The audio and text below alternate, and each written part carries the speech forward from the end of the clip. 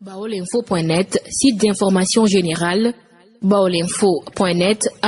@gmail.com, baolinfo.net, informé en temps réel. jërë ngeen jëf mbokk yi yéen ñi nga xamante ni yéen a ngi ci site internet bi di baolinfo.net. Bawol info nag mu nekk site boo xamante ni ñëpp ràññee nañ ko ci Sénégal waaye rawatina fii ci Diourbel nag dafa am benn xibaar boo xamante ni moom la ñëpp di waxtaane ñu bari nag di si joxe seen xalaat yéen sunu mbokku internautes yi yu baolinfo.net yéen tim mën ngeen see joxe seen xalaat ci ay commentaire histoire bu mel nii nag xam naa ne musu leen koo dégg wala musu leen koo gis ndax doy na waar genn xeetu doy waar goo xamante ni fu ko waay natt passé na ko lii ku ñu waxoon ne mën naa am maanaam yow doo ko gëm ñu bari nag jamono ji moom la ñuy waxtaanee ci Sénégal waaye rawatina fii nga xam ne moom mooy Diourbel. histoire bi ni mu demee dafa mujjee sax histoire bi tribunal ndax dafa am benn xale bu góor boo xam ne moom da doon tukki Italie dafa am benn xale bu jigéen nag bu mu doon bëgganteel fii ci Sénégal bi muy bëggante ak xale bu jigéen bi daal di yónnee xaalis yónnee ko baay ji pour baay ji takkal ko ci xale bu jigéen bi far baay ji moom tim mujj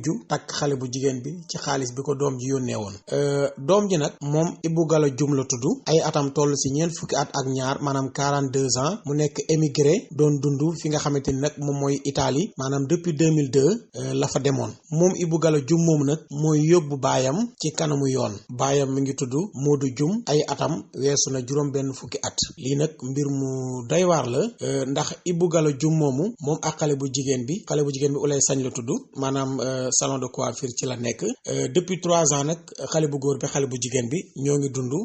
mbëggeel moom bi mu yëgee ne baayam dafa takk ki nga xamante ni maanaam mooy ab gelam ginnaaw bi ñu gàmmoo ba pare def ko ñetteel loolu nag daf ko metti lool moom mu jàpp ne nag loolu trahison la ba mu jël papa ji nag yóbbu ko ci kanamu tribunal correctionnel bu Diourbel ngir nag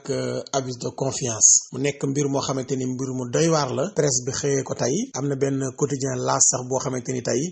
daal dina ci wax mu nekk nag histoire boo xamante ni ñu bare fii si Diourbel ñoo ngi ko fi daal di waxtaane maanaam muy lu doy waar xale bu góor boo xam ne ki mu doon bëgganteel yónnee xaalis pour ñu takkal ko si baaj ji far takku ko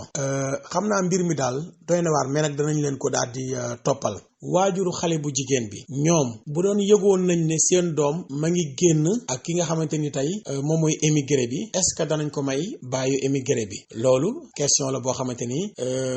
bu jara laajte la lan moo tax xale bu jigéen bi di nangu di sëy ak baayu corom maanaam ak baayu kum doon génneel ba bëgg ko takk loolu tamit mu nekk histoire boo xamante ni bu doy waar la en tout cas woy leen di abonné ci seen compte YouTube Bawol Info bu ngeen abonné si Bawol Info xibaar bu dugg da ngeen ko mën a jot directement ci seen téléphone xibaar bi nag alxamis bii di ñëw incha allah danañu ci daal di dikkaat ak yéen danañ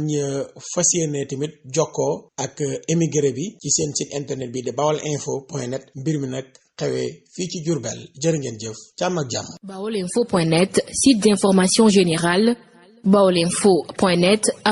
@gmail.com, baolinfo.net, informé en temps réel.